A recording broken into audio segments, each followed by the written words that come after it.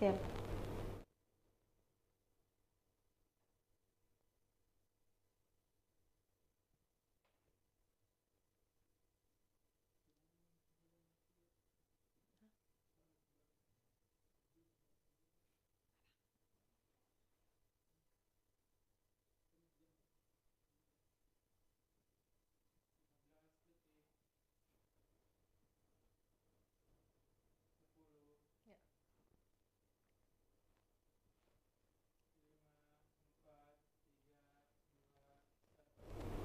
Assalamualaikum warahmatullahi wabarakatuh. Selamat siang buat Tribuners dimanapun Anda berada. Salam sehat dan juga salam bahagia untuk kita semua. Tentu kembali lagi berjumpa bersama saya Fiori Najiretno dalam program spesial kita siang hari ini.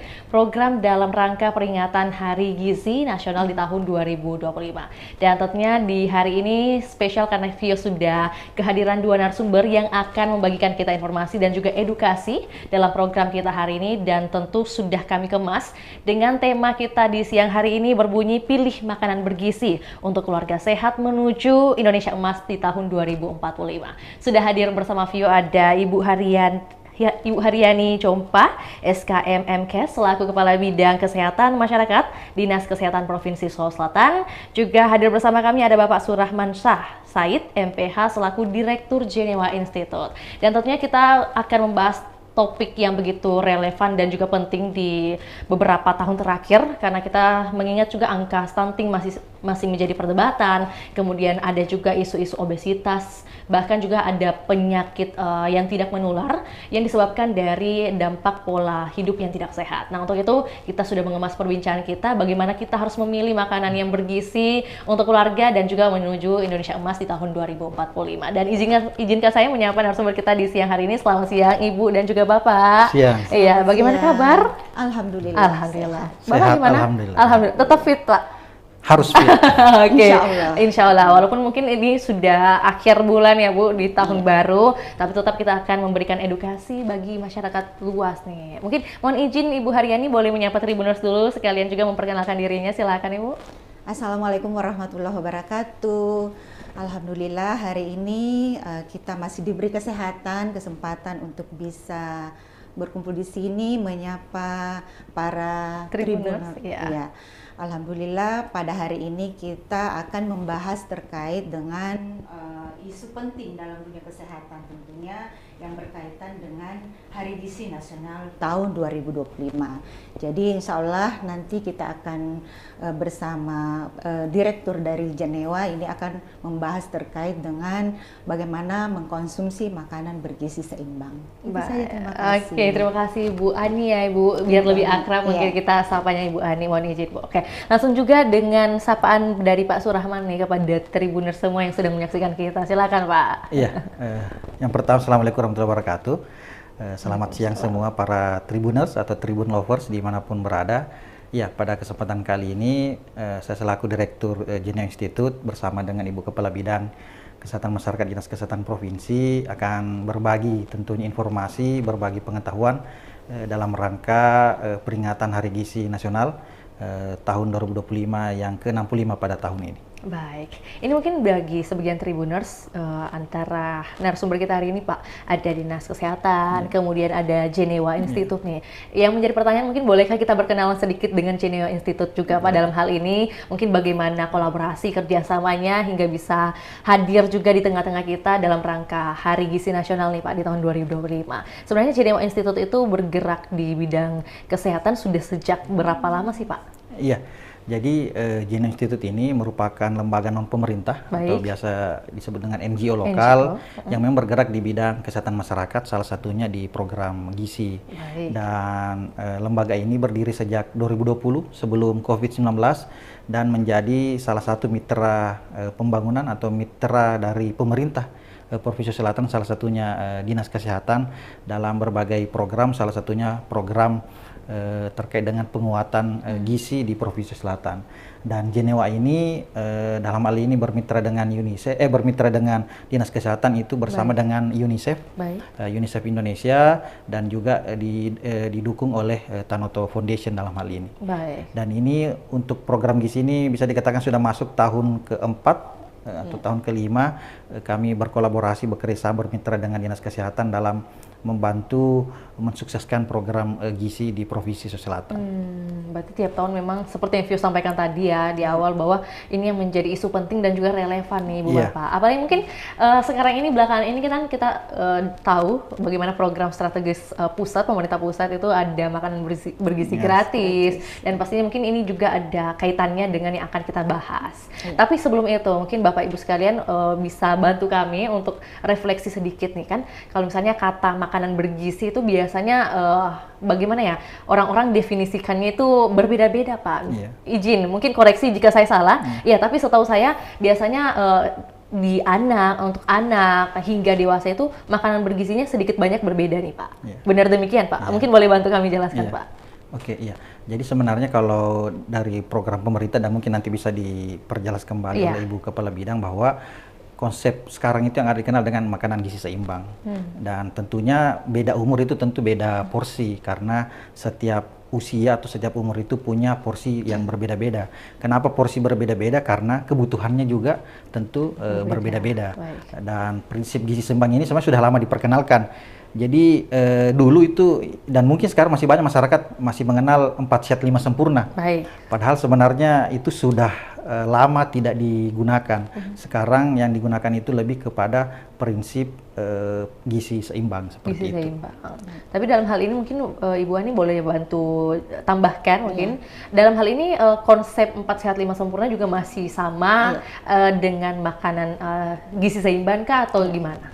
Ya, terima kasih. Jadi untuk konsep ini sebenarnya kami di Kementerian Kesehatan tentunya khususnya bahwa untuk gizi seimbang kita ramu sedemikian rupa sehingga ada yang namanya isi piringku, sehingga nanti isi piringku ini akan disesuaikan dengan umur. Isi piringku ini akan memudahkan masyarakat untuk lebih mudah mengetahui porsi-porsinya, karbohidratnya seberapa persen, kemudian makanan yang lainnya seperti apa, sebanyak apa di piring itu. Makanya isi piringku ini akan berbeda di setiap umur. Seperti tadi dikatakan bahwa kebutuhannya akan berbeda di setiap jenjang umur.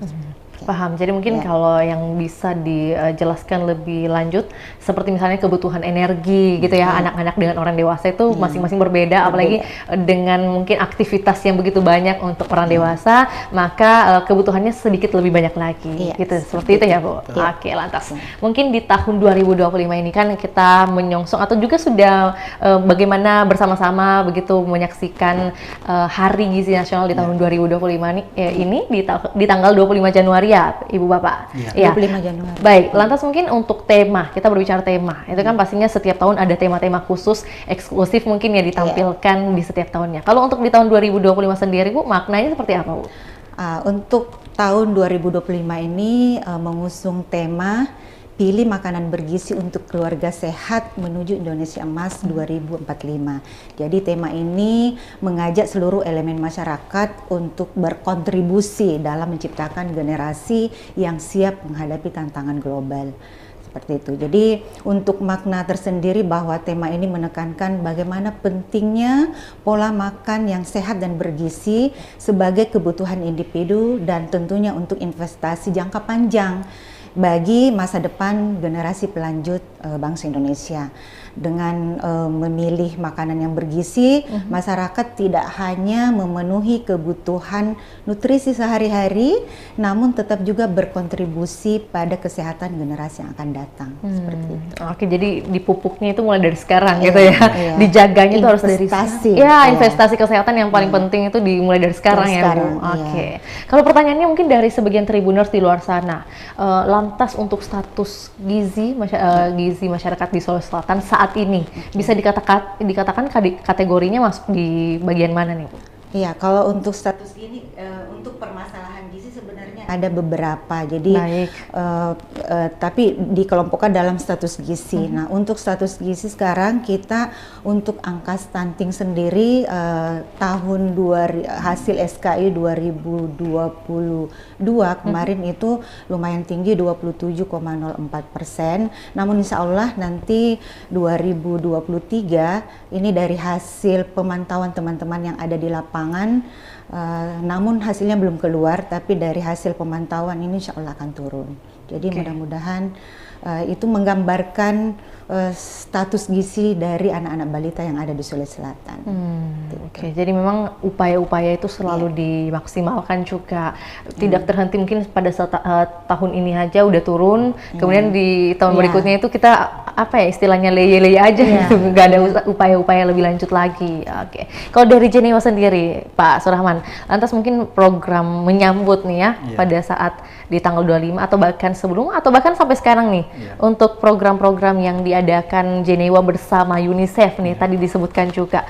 Kira-kira program yang dihadirkan dalam rangka HGN 2025 seperti apa? Iya, jadi dalam rangka Hari Gizi Nasional di tahun 2025 ini ada beberapa rangkaian kegiatan sebenarnya. Yang pertama kemarin kita itu sudah melaksanakan kemarin kegiatan di kampus kerjasama dengan Universitas Negeri Makassar untuk melakukan seminar. Jadi kemarin itu menghadirkan narasumber guru besar ilmu gizi dari Universitas Hasanuddin dan juga dari pihak UNICEF-nya sendiri. Dan itu kita menjangkau remaja, anak-anak remaja atau anak-anak adik-adik mahasiswa yang ada di kota Makassar. Kemudian selanjutnya juga kita merencanakan nanti rencananya pekan depan tapi tanggal masih sementara didiskusikan itu mengadakan webinar. Webinar nanti rencana menghadirkan narasumber dari Kementerian Kesehatan dari pusat, kemudian juga dari UNICEF pusat juga dan juga dari Persatuan Ahli Gizi Indonesia dari pusat juga. Itu secara online dan juga sebenarnya selain itu juga kita melaksanakan kegiatan kampanye-kampanye edukasi salah satunya dengan Tribun ini, dengan Tribuners ini, dan juga kampanye-kampanye lain sebenarnya yang sudah kita jalankan di beberapa kabupaten kota yang tetap berjalan dalam rangka mendorong tadi bagaimana pencegahan stunting, kemudian juga bagaimana terkait dengan pencegahan dan deteksi dini wasting, disebut dengan wasting, gizi buruk dan gizi kurang, dan juga terkait bagaimana mencegah masalah gizi remaja dan juga tentu salah satu masalah kelebihan gizi dan obesitas. Dan tadi saya sepakat juga tadi yang disampaikan oleh Mbak Ovia bahwa masalah stunting itu memang harus selalu kita gaungkan karena selama masih ada kehamilan, selama masih ada kelahiran, maka selama itu pula juga calon-calon anak stunting itu akan selalu ada. Makanya dibutuhkan selalu upaya bisa dikatakan everyday, setiap hari kita tidak boleh lengah karena ketika kita lengah maka pada saat itu pula juga akan muncul calon-calon anak stunting, begitupun juga dengan anak-anak kasus masalah gizi lain baik itu wasting, gizi buruk dan lain sebagainya seperti itu. Oke, tadi dari statement terakhir Pak Surahman ini mengatakan statement wasting dan stunting. Apakah dua hal ini berbeda? Mungkin boleh perjelas dulu agar Tribuners juga mendapat edukasi nih Pak ya. Karena mungkin selama ini kita sering dengar hanya istilah stunting. Wasting mungkin ada beberapa saja bagian yang mendengar atau mengetahuinya. Lantas mungkin di tayangan ini kita bisa memberikan edukasi lebih lanjut. Iya benar. Jadi ini memang istilah yang terkadang dibolak-balikan mungkin karena kurangnya pengetahuan atau kurang mendapatkan informasi. Jadi stunting wasting ini kesamaannya sama-sama kekurangan gizi. Cuma bedanya adalah stunting ini adalah kekurangan gizi kronik yang sudah berlangsung lama. Jadi kalau menurut teori itu sejak 1000 hari pertama kehidupan, bahkan sejak usia remaja. Kemudian kalau wasting itu adalah kekurangan gizi yang terjadi saat sekarang ini, atau biasa dikenal dengan gizi buruk dan gizi kurang.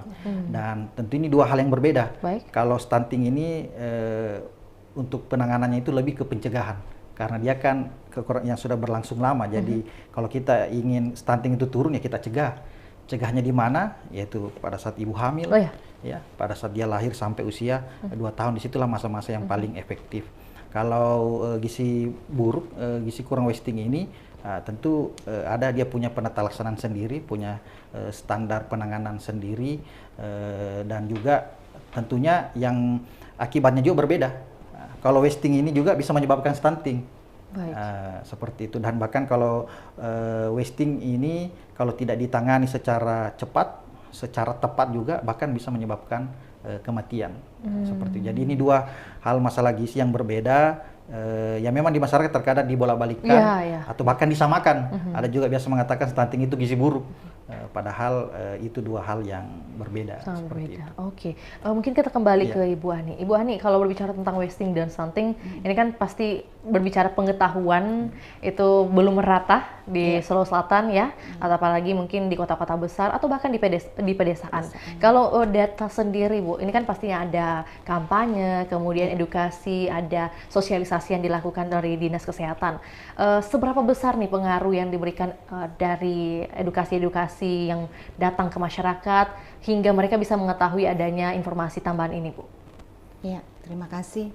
Jadi untuk kejadian stunting dan wasting, jadi sebelumnya mungkin saya juga akan menjelaskan terkait dengan pencegahan dulu ya.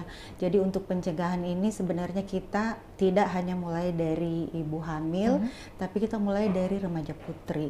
Jadi remaja putri ada beberapa program yang dilakukan, mulai dari pemberian tablet tambah darah, karena dianggap bahwa remaja putri ini adalah calon-calon ibu hamil. Sehingga kalau masih remaja putri terus anemi, itu artinya bahwa calon-calon yang akan melahirkan anak generasi mendatang itu adalah calon-calon yang akan menjadi stunting. Nah, jadi pencegahannya harus mulai dari remaja putri. Nah, ini mungkin yang harus diluruskan bahwa masih banyak orang tua yang tidak menerima atau mindsetnya berbeda dengan yang harusnya. Mindset mereka mengatakan bahwa tablet tambah darah itu hanya untuk ibu hamil.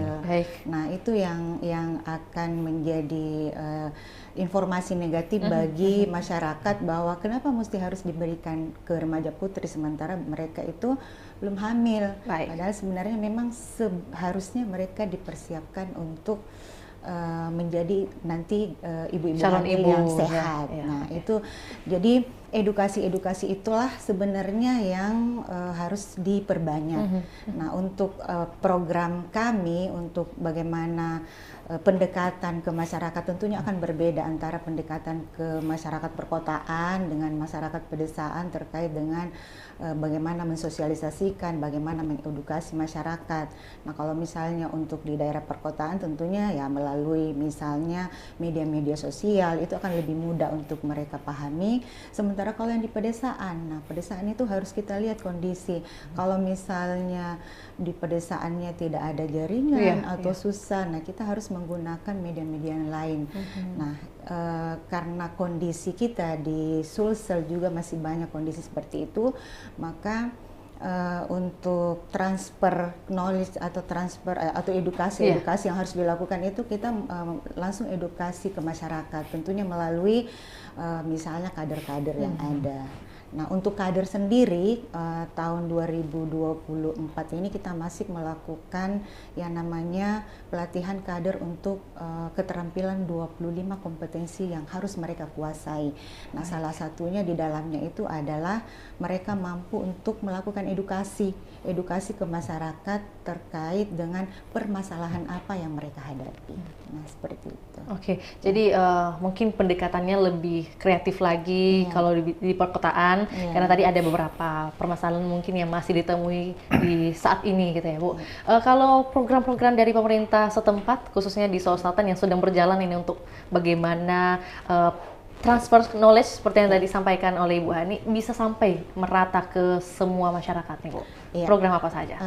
Yang tadi saya sudah sampaikan bahwa kami melatih kader-kader sehingga mereka mempunyai keterampilan untuk bisa mentransfer knowledge tersebut. Kemudian kami juga ada inovasi untuk di tahun 2020 sampai 2023 ada yang namanya aksi Stop Stunting. Kemudian kalau itu kita tidak sanggup untuk langsung mengcover semua desa-desa yang ada, tapi kita menentukan lokus-lokus yang mempunyai permasalahan gizi yang tinggi. Nah, kemudian 2024 ini ada inovasi sebenarnya sama dengan aksi Stop Stunting, namun untuk yang 2024 ini kami berkolaborasi dengan teman-teman yang ada di Poltekkes Makassar, kemudian teman-teman kabupaten kota juga kita libatkan dan puskesmas, sehingga kita berharap bahwa inovasi ini nanti akan bisa diadopsi oleh mereka. Nah, inovasi ini sebenarnya adalah salah satunya. Jadi dari sekian banyak kegiatan fasilitas yang kami berikan ke masyarakat, salah satunya adalah bagaimana mereka diedukasi, bagaimana juga kader bisa mengedukasi ke masyarakat secara langsung, seperti itu. Oke, jadi mungkin kalau kader-kader sudah dimatangkan dulu ya, baru mungkin diturunkan ke lapangan. Kira-kira butuh berapa waktu nih Bu? Berapa lama untuk bisa mentransfer ilmu ke kader, kemudian kader ke masyarakat nih Bu? Butuh waktu berapa lama? Apakah setahun atau berapa bulan saja sudah cukup?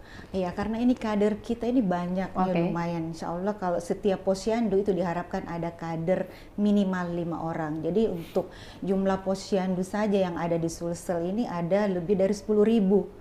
Dari 10.000 artinya kalau 10.000 dan rata-rata minimal satu posyandu itu ada 5 kadernya, artinya 50.000 kader yang ada. Sehingga untuk pelatihan yang dilakukan oleh teman-teman kabupaten kota itu bertahap.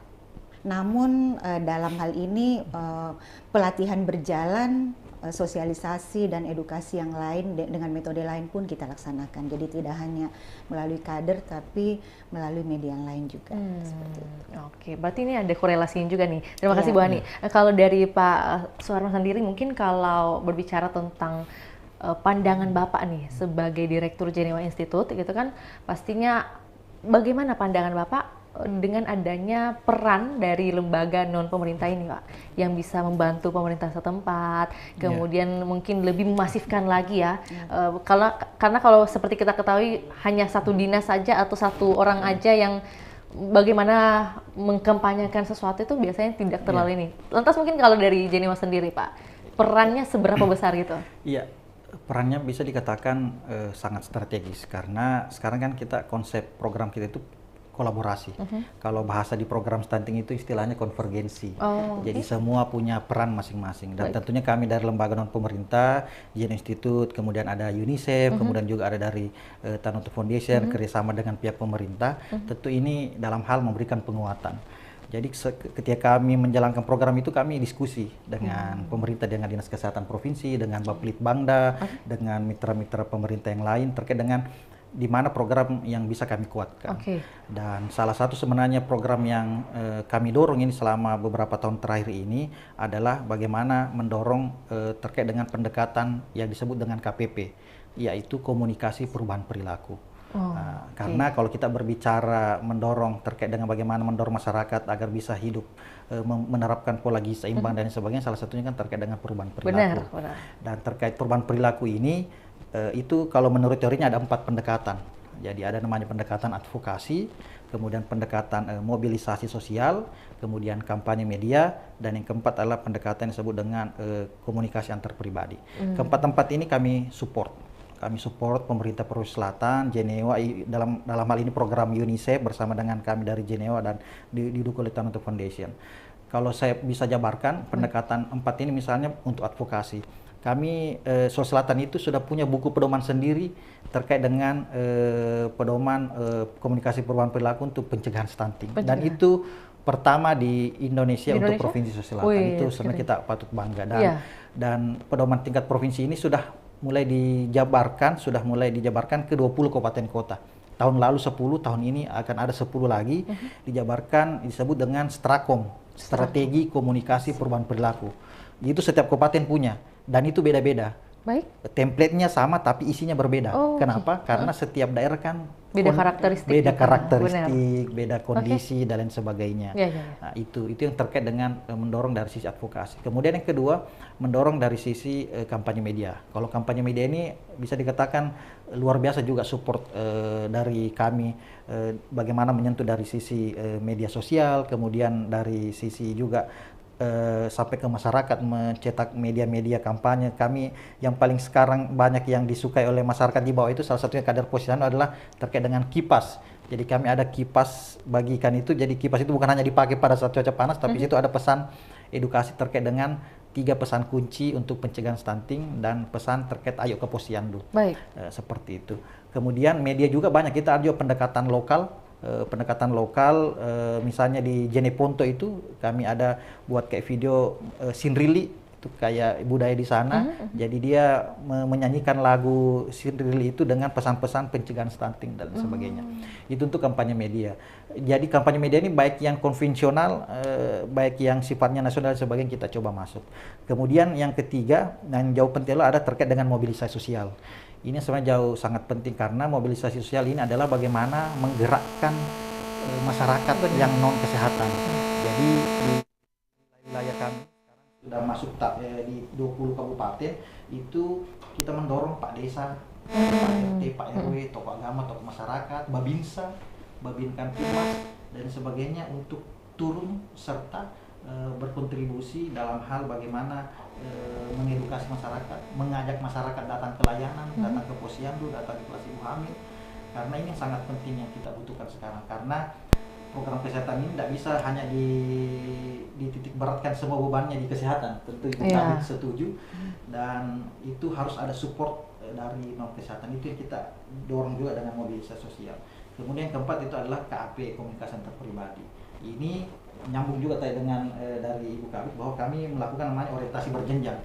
Jadi orientasi berjenjang ini mulai dari tingkat provinsi kita latih kabupaten kota, kemudian di kabupaten kota kita melatih tim dari semua puskesmas, dalam hal ini ada bidannya, kemudian ada tenaga gizinya, kemudian ada tenaga promosi kesehatannya. Baik. Kemudian dari tim puskesmas ini turun ke bawah lagi untuk melatih semua kader posyandunya dan juga semua masyarakat atau lintas sektor di situ. Jadi, makanya disebut dengan orientasi berjenjang. Dan harapannya dari kader posyandu lagi, kemudian tokoh-tokoh masyarakat ini yang menjadi penyambung lidah lagi kepada masyarakat untuk menyampaikan pesan-pesan kunci dari pencegahan stunting. Iya, jadi juga akan menjadi kebiasaan juga Pak ya. Ada yang mencontohkan dan mungkin tadi dari advokasi sendiri diharapkan Sulawesi Selatan ini menjadi percontohan bagi daerah-daerah lain yang ada di Indonesia ya Pak. Oke. Harapannya seperti itu. Iya, oke. Lantas mungkin kalau berbicara dari 4 pilar yang diupayakan ya dari baik itu lembaga, NGO atau juga pemerintah setempat, tantangan terbesarnya itu di mana Pak? Ini pertanyaan mungkin klasik, tapi perlu diketahui juga. Ya, tantangan terbesarnya, ini kan ada banyak program, banyak upaya, banyak SDM mungkin yang sudah dilibatkan juga, tapi sebenarnya tantangan terbesarnya di bagian mana? Iya, kalau dari sudut pandang saya, secara pribadi saya lihat sekarang, sebenarnya banyak. Tapi yang terpikir sekarang adalah bagaimana tantangan itu keterlibatan tadi, keterlibatan dari sektor non-kesehatan. Karena selalu kesannya bahwa program kesehatan itu adalah miliknya kesehatan sendiri. Jadi yang punya tanggung jawab terkait program kesehatan adalah kesehatan itu sendiri. Ini di sini dibutuhkan dukungan dan kesadaran dari masyarakat, dari lintas sektor untuk mensupport. Kalau saya bisa beri contoh, dulu kita masih ingat COVID-19. Begitu hebatnya dulu COVID-19 pada saat program vaksinasi itu penolakan luar biasa untuk divaksin. Tapi ketika turun tokoh masyarakat, Babinsa, Babin Kamtibmas turun untuk mengajak masyarakat untuk datang ke layanan, akhirnya capaian vaksinasi bisa dikatakan berhasil. Itu yang kita harapkan sekarang. Karena salah satu tantangan kita sekarang ini misalnya untuk mendorong misalnya bagaimana pencegahan stunting itu, bagaimana anak-anak balita kita ini dorong datang ke posyandu. Itu sekarang yang masih menjadi PR juga bagi kita. Dan ini kita harap yang punya wilayah, yang punya masyarakat, Pak Desa, Pak RT, kepala dusun, tokoh agama atau tokoh-togih berpengaruh masyarakat ikut. Karena mungkin mereka lebih didengar, lebih dipercaya oleh masyarakat dibandingkan misalnya ibu bidan, tenaga kesehatan, tenaga gizi dan lain sebagainya. Saya lebih tantangan terus adalah bagaimana sektor non kesehatan ikut terlibat dalam program kesehatan.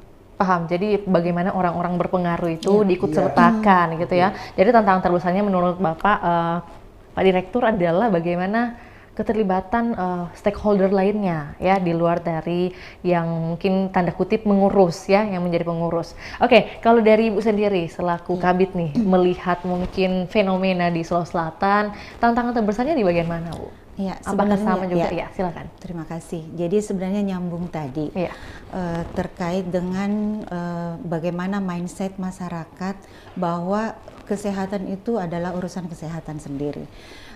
Jadi sebenarnya kita berharap bahwa komitmen dari pemerintah setempat itu yang kami butuhkan. Jadi keterlibatan dari lintas sektor. Kemudian ini kita bisa lihat contoh kemarin waktu ada yang namanya intervensi serentak. Nah, karena tadi juga sudah disebutkan bahwa posyandu itu sangat susah mendatangkan masyarakat untuk datang ke posyandu. Padahal sebenarnya kami di kesehatan itu kalau misalnya sudah datang ke posyandu itu kami bisa mengintervensi. Nah, yang mendatangkan itu yang sulit. Nah, kemarin pada saat intervensi serentak, ini komitmen pemerintah dalam hal ini pimpinan bahwa semua harus di bulan Juni kemarin semua balita harus datang ke posyandu 100%. Yeah. Jadi kita lihat pada saat intervensi serentak itu ternyata bisa 100%. Kita di Sulsel itu bisa mencapai 99,8% balita didatangkan ke posyandu. Itu karena ada komitmen dari pemerintah setempat bahwa kita harus 100%. Nah, jadi bahan pembelajaran bahwa ternyata kalau misalnya kita disupport atau ada dari pemerintah daerah dalam hal ini pimpinan untuk menghayu-hayu semua lintas sektor untuk berbagi peran dalam hal ini untuk mendatangkan balita-balita ke posyandu, insya Allah cakupannya bisa meningkat. Karena kita ketahui bersama bahwa permasalahan gizi terutama pada anak-anak itu hanya bisa kita dapatkan pada saat mereka datang di posyandu. Seperti itu. Lebih banyak kita dapatkan di posyandu.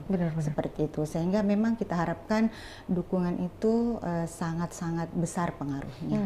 Oke. Tadi mungkin yang sedikit mau diketahui juga Bu, sedikit banyak mau diketahui bagaimana upaya yang disampaikan mulai saat ini remaja putri itu sudah harus mungkin mengonsumsi obat atau vitamin ya kita sebutnya tablet tambah darah. Ya, kalau di Makassar atau mungkin di daerah kabupaten kota lainnya, kita kan berbicara tentang kota besar atau juga perbandingannya sebaliknya.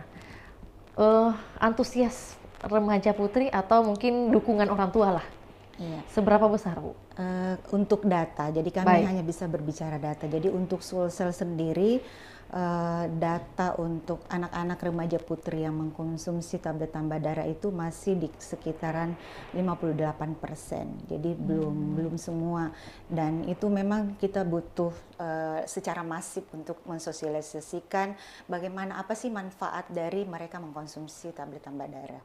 Karena memang ya kita ketahui bersama bahwa remaja putri itu kalau mereka melihat bahwa ternyata kalau kita mengkonsumsi tablet tambah darah salah satu fungsinya adalah nafsu makan kita bagus misalnya. Nah, ternyata di mindset mereka tidak seperti itu. Mereka justru lebih resah kalau nafsu makannya bagus. Nah, itu yang harus kita bagaimana supaya bisa mengedukasi lebih baik lagi sehingga mindset yang ada itu bisa dikalahkan dengan informasi yang positif. Gitu. Untuk usia mulai dari umur berapa Bu? SMP. Ya, jadi kita untuk program ini kita masuk ke sekolah-sekolah, jadi ada namanya minum tablet tambah darah secara serentak.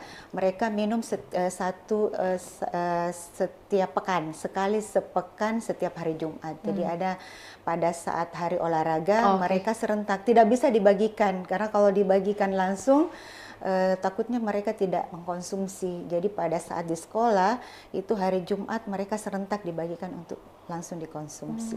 Jadi bisa kita evaluasi. Dan itu sudah berjalan berapa lama? Ini informasi yang baru saya ketahui juga nih Bu. Ya sudah, sebenarnya sudah 2 tahun. 2 tahunan? Ya. Oke. Dan itu juga sudah serentak di beberapa sekolah Bu? Iya. Sudah. Oke, baik ya.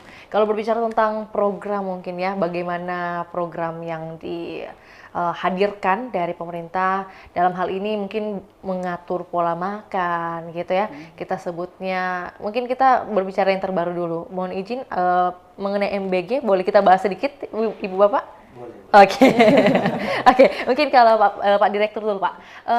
MBG sendiri ini kan yang berseliweran itu ada fakta-fakta yang keluar bagaimana mungkin anak-anak sudah diberikan makanan, kemudian ada yang menolak karena alasan tidak suka makan sayur dan sebagainya, atau mungkin tanda kutip makanannya tidak enak nih katanya. Nah, sebenarnya untuk mengedukasi ya anak-anak atau juga remaja ya kita sebutnya, karena remaja ini usia SMP juga masih dapat ya. SMP. Iya, SMP SMA makan juga masih dapat. Mengedukasinya itu seperti apa Pak contohnya? Apakah mungkin kalau media kan belum tentu semua main atau kayak gimana Pak? Mungkin fenomenanya lah dijabarkan kepada kami. Ya, menarik kalau berbicara terkait edukasi, karena ini memang sekarang perlu kita dorong terkait dengan program ini, karena jadi ini memang kan program yang menurut kami ini sangat bagus, luar biasa perhatian pemerintah untuk masyarakatnya.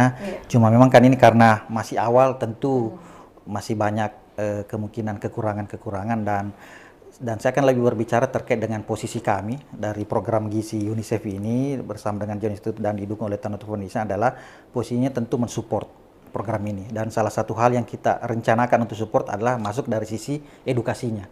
Karena kalau hanya sekedar makan saja itu sih bagus, tapi harus diiringi dengan edukasi dalam hal agar anak-anak kita atau sasaran yang menerima bantuan ini paham bahwa oh ini yang seharusnya porsi, misalnya porsi makan yang ideal untuk misalnya untuk anak SD, untuk anak SMP, dan untuk anak SMA dan lain sebagainya. Dan bahkan program ini bukan hanya untuk anak sekolah, yang kami dengar juga bahkan akan menyasar ibu balita dan lain sebagainya, ibu menyusui dan lain sebagainya. Itu tadi, dan itu edukasi sangat penting. Kemudian yang kedua, bukan hanya edukasi, sebenarnya yang terpenting juga kita mengingat adalah terkait dengan sanitasinya. Benar. Sanitasinya perlu bagaimana cuci tangan sebelum makan dan lain sebagainya, dan juga terkait juga dengan keamanan pangannya seperti itu. Itu hal-hal penting yang perlu kita dukung, perlu kita support. Dan prinsipnya posisi kami sekarang ini akan mensupport penuh program ini. Sisa nanti kita melihat, karena kami lembaga non pemerintah, tentu kita akan lihat di mana sisi yang bisa kami kuatkan. Dan salah satu halnya tadi itu terkait dengan edukasi yang akan kita coba lihat, dan mungkin nanti akan didiskusikan dengan pihak pemerintah dalam hal dinas kesehatan dan lain sebagainya terkait dengan di mana posisi yang bisa kita support. Meskipun sebenarnya sekarang program ini direct. Ini langsung dari pusat yang langsung ke bawah. Jadi semua sebenarnya mau mensupport ini. Cuma ya mungkin kita belum tahu ini di posisinya kita di mana. Tapi kuncinya tadi saya sepakat bahwa edukasi itu sangat penting. Dan nanti kemarin kami sudah pernah turun di Kabupaten Maros bersama dengan Dinas Kesehatan, juga dengan BGN-nya, Badan Gizi Nasional perwakilan di sana, kita diskusi, dan dari pihak BGN-nya pun juga mengharapkan ada edukasi. Sisa mungkin ke depan kita perlu diskusikan formulasinya seperti apa. Apakah guru-guru UKS-nya yang kita latih, atau misalnya kepala sekolahnya atau siapa dan lain sebagainya. Tentu ini butuh diskusi-diskusi. Karena yang terpenting bukan hanya makannya, tapi juga harus ada edukasinya di dalam, agar ilmunya di dalam, agar karena kita tidak tahu program ini kan sampai kapan, kan ujung program ini kan butuh biaya dan lain sebagainya, dan kita tahu sekarang bagaimana kemampuan pembiayaan, harapannya sih akan selamanya, tapi tentu ini kita butuhkan edukasi agar masyarakat paham terkait tadi itu, kembali lagi prinsip dari gizi seimbang dan isi piringku untuk masing-masing usia berdasarkan juga mungkin aktivitas masing-masing seperti itu. Iya, kalau dari pernyataan Pak Direktur adalah bagaimana kita realistis gitu ya Pak. Tapi dalam hal ini yang sudah terjadi itu perlu ditambahkan lagi edukasi atau ilmu yang diberikan. Jadi bukan hanya di lapangan saja ada makanan, kemudian bagaimana mungkin sesuaikah atau tidak sesuai dengan selera anak-anak, itu lantas mungkin tidak dilanjutkan atau akan dilanjutkan. Kalau dari Dinas Kesehatan sendiri, Bu, melihat adanya program prioritas ini ya dari Bapak Presiden langsung nih, melihat ini bagaimana pembagiannya, atau mungkin adakah sentuhan yang bisa dilakukan oleh Dinas Kesehatan Sulawesi Selatan? Iya, oke. Untuk program pemerintah dalam hal ini Pak Presiden terkait program prioritasnya, bahwa kita juga sebenarnya di posisi kita melihat dulu perannya Dinas Kesehatan itu seperti apa. Nah, peran Dinas Kesehatan di sini karena kita lihat sendiri bahwa untuk program makan bergizi ini ada dua hal. Tadi sudah disebutkan ada dua hal, pemberian makanan, dan yang kedua adalah edukasi. Nah, jadi mungkin kita lebih banyak ke edukasinya. Kemudian kemarin juga sudah ada surat edaran terkait dengan apa sih peran dari Dinas Kesehatan itu sendiri dalam program ini. Nah, kita lebih banyak ke pengawasannya. Jadi pengawasan bagaimana tadi sudah disebutkan bahwa bagaimana penyiapan makanannya, bagaimana ketahanan pangan, bagaimana dalam hal kesehatan lingkungan yang ada. Nah, seperti itu peran kita di dalam. Tapi untuk penyiapan itu sendiri itu memang sudah ada yang disiapkan oleh pemerintah, dalam hal ini Badan Gizi Nasional. Jadi kita dalam hal ini perannya sudah ditentukan. Ada jobnya masing-masing juga gitu ya Bu. Iya. Lebih jelasnya itu ada jobnya atau pembagian tugasnya. Nah, dalam hal ini mungkin kita kembali ke topik lagi, bagaimana kita perlu makanan bergizi nih untuk keluarga sehat. Lantas mungkin inovasi terbaru dari pemerintah setempat, khususnya di Sulawesi Selatan sendiri Bu, kira-kira untuk kita yang baru mengetahui nih, atau juga berkenalan dengan program terbaru, inovasi yang baru dilahirkan dari Dinas Kesehatan untuk makanan bergizi itu seperti apa? Iya. Kalau untuk inovasi terbaru, sebenarnya kalau kita mau bilang terbaru, kita sudah jalan ini 1 tahun. Baik. 1 tahun. Jadi ada Papada Cengizi tadi, di mana kita ada lokus dari 1 kabupaten itu ada 5 lokus yang kita pilih, 5 desa yang kita pilih, di mana pemilihannya itu karena pertimbangan tingginya jumlah angka stunting di dalamnya. Nah, di dalamnya tadi itu salah satunya adalah bagaimana masyarakat bisa memilih makanan bergizi. Seperti itu. Jadi mulai dari ada kegiatan, misalnya kita fasilitasi untuk mereka mengatur menu, seperti apa menu. Bergizi bukan berarti mahal. Ya, seperti itu. Jadi makanan-makanan yang berbasis lokal itu yang kita munculkan dalam menu-menu, sehingga mereka bisa punya pengetahuan terkait dengan mengolah makanan dari bahan lokal yang ada. Nah, itu seperti itu ya. Jadi untuk lebih lanjutnya nanti akan ada program berjalan lagi di kabupaten kota lainnya ya Bu? Iya, jadi untuk insya Allah tahun depan, karena ini kita untuk 2024 ada 120 lokus untuk 24 kabupaten kota. Jadi kita berharap nanti di 2025 ada pengembangan lagi, dan dari hal-hal yang telah dilakukan inovasi ini kita akan melihat yang mana hambatan, yang mana kekurangan, dan itu yang akan kita tambahkan di inovasi tersebut. Nah, salah satunya itu tadi keterlibatan dari lintas sektor yang kami butuh. Baik, sekali lagi itu yang harus menjadi highlight dalam pembicaraan kita hari ini. Kalau dari Pak Suharman sendiri, mungkin kalau berbicara tentang contoh baik dari program yang sudah dijalankan, dampak positifnya yang sudah terlihat nyata di lapangan, itu kira-kira bisa dijelaskan kepada kami seperti apa bentuknya?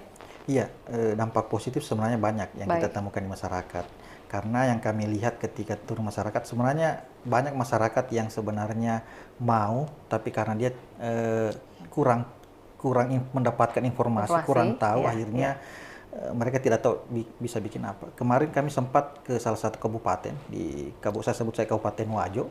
Itu kami mengumpulkan kerjasama dengan pihak Bapeda, itu mengumpulkan semua kepala desa se-Kabupaten Wajo. Kami berbicara terkait bagaimana program pencegahan stunting.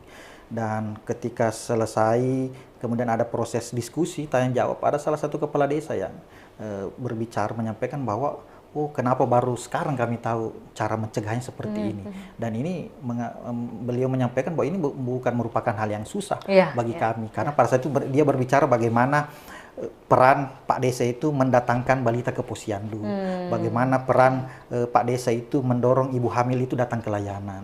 Dia menyampaikan itu bukan hal yang susah bagi mereka, dan dia sempat mencontohkan sejak COVID saja penolakan yang luar biasa dari masyarakat itu kami bisa, apalagi ini kan kondisi normal, tidak ada emergensi dan lain sebagainya.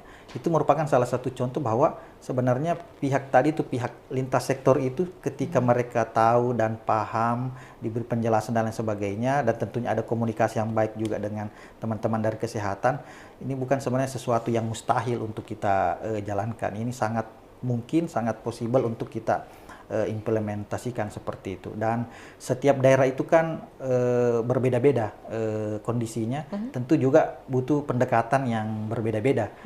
Seperti itu, makanya kita selalu menyampaikan di lapangan bahwa tidak harus mengcopy paste, tidak harus mencontoh daerah lain sepenuhnya, tapi tetap harus disesuaikan dengan kearifan lokal di masing-masing daerah, seperti itu. Ada tambahannya? Itu mungkin. Oh cukup, ya. Kalau berbicara tentang pengalaman, lantas ya, kalau mengulik mungkin lebih jauh dari statement terakhir Pak Surahman, kira-kira daerah mana nih yang punya keunikan paling unik nih? Sebenarnya sih semua punya keunikan masing-masing, karena setiap daerah kan sebenarnya kan kalau kita berbicara karakteristik kan ada juga tergantung karakteristik apa, pedesaan kah, perkotaan, pegunungan, pantai, atau daerah mana dan sebagainya. Saya rasa semua punya keunikan masing-masing, dan ketika kita ingin belajar program, misalnya program pencegahan stunting, menurut saya tidak perlu kita jauh-jauh ke Pulau Jawa, ke mana dan sebagainya. Kita cari saja di daerah-daerah yang ada di dari 24 kabupaten kota, itu pasti akan ada contoh-contoh yang baik terkait dengan bagaimana contoh pencegahan stunting yang baik. Itu kan salah satunya dulu Kabupaten Nrekang itu 3-4 tahun terakhir dulu itu turun terus, meskipun survei terakhir dia tiba-tiba naik. Itu kan semua ada pelajaran di situ kenapa dia bisa turun. Kemudian juga dengan program misalnya gizi remaja itu juga ada contoh yang baik. Program yang berhasil, program tablet tambah darahnya itu juga ada contoh yang baik. Dan semua punya keunikan, semua punya khas masing-masing. Sisa kita bagaimana bisa memilih dan mengimprovisasi contoh-contoh yang baik yang ada di daerah. Jadi tidak perlu jauh-jauh, dan semua punya keunikan masing-masing menurut saya yang ada di 24 kabupaten kota ini. Baik, iya, barangkali mungkin di luar sana juga Tribuners penasaran gitu ya Bu. Makanya saya mewakili gitu, kira-kira di daerah mana. Tapi memang kalau untuk dieksplisitkan, maksudnya dijelaskan secara eksplisit, itu rasanya waktunya tidak cukup, karena tadi harus dibedah dulu dari segi apakah topografinya, atau mungkin dari jumlah penduduknya, atau bahkan mungkin dari personalnya lagi, dari masing-masing kabupaten kota. Baik, sebelum kita ke closing statement, ini pertanyaan penting juga mengenai program pemerintah yang baik yang sudah berjalan ataupun yang masih berjalan nih Ibu Kabid. Sejauh mana program pemerintah yang sudah hadir dalam penurunan angka stunting?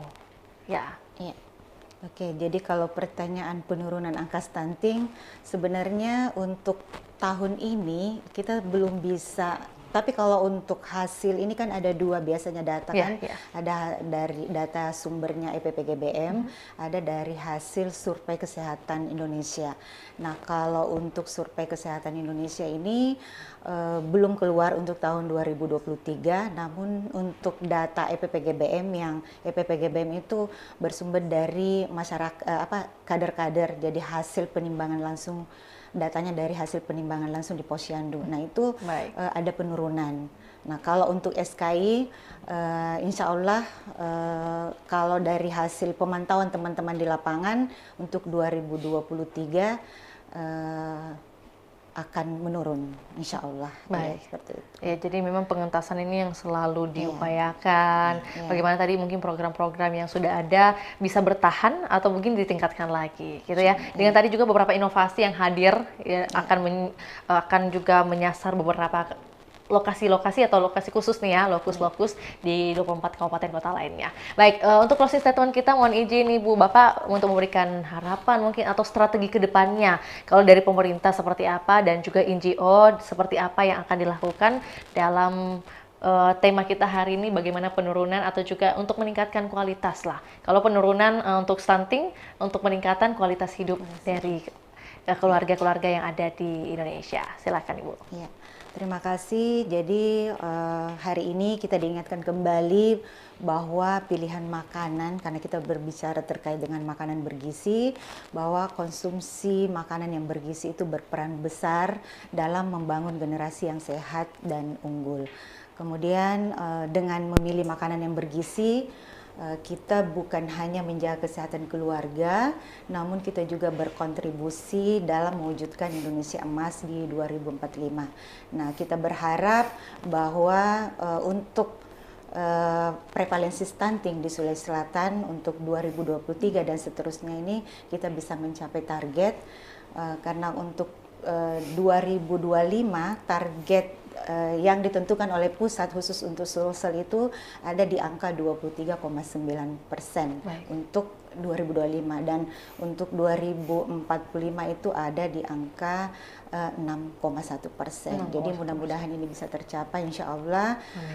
Semoga niat baik kita, praktek-praktek baik yang teman-teman yang ada di lapangan ini bisa terwujud. Itu mungkin, terima kasih. Oke, baik. Terima kasih Ibu Ani atas closing statement-nya yang begitu besar harapan, baik itu bagi Indonesia ataupun juga masyarakat secara khususnya.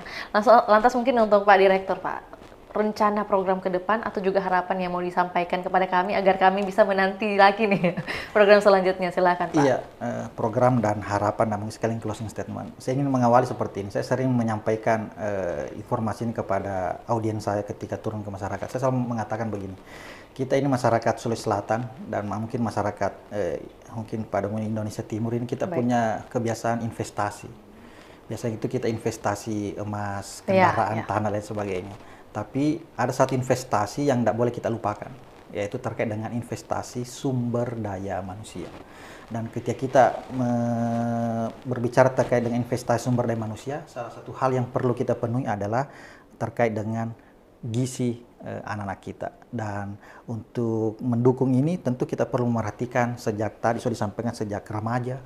Jadi kemudian sejak ibu hamil kita perlu perhatikan ibu hamil kita, bagaimana memastikan ibu hamil konsumsi makan bergizi seimbang, tinggi protein hewani, datang ke pelayanan memeriksakan kehamilan ANC minimal 6 kali dan lain sebagainya, minum tablet tambah dulu juga untuk ibu hamil dan lain sebagainya.